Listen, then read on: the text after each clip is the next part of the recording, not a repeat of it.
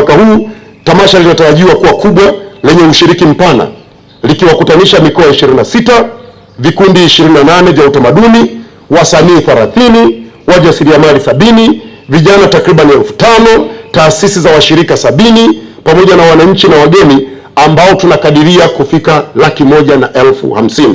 Kwa ujumla, tamasha litakuwa na shughuli 120, likiwa na maonyesho ya vyakula vya asili 100, bidhaa za utamaduni na ubunifu zaidi ya 150, pamoja na fursa za biashara zinazokadiriwa kufika 70.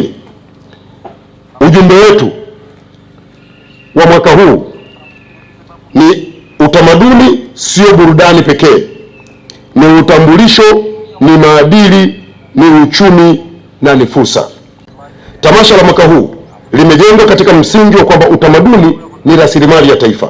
Tunataka Watanzania waujue na kuuthamini utamaduni wao, wajivunie utambulisho wao. Tunataka Watanzania walinde mila, desturi na urithi wa taifa, wajenge maadili mema.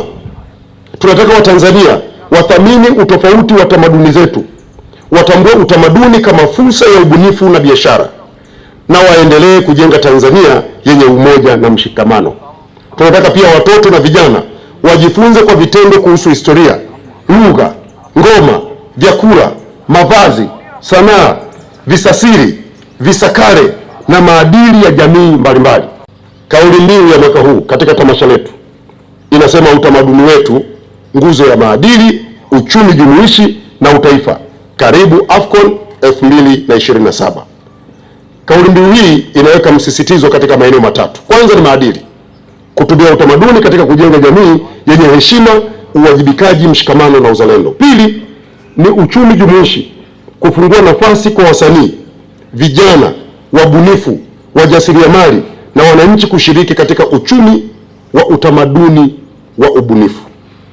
Tatu, utaifa, kutumia utofauti wa utamaduni zetu kama nguvu ya kujenga umoja, mshikamano na utambulisho wa pamoja wa Watanzania.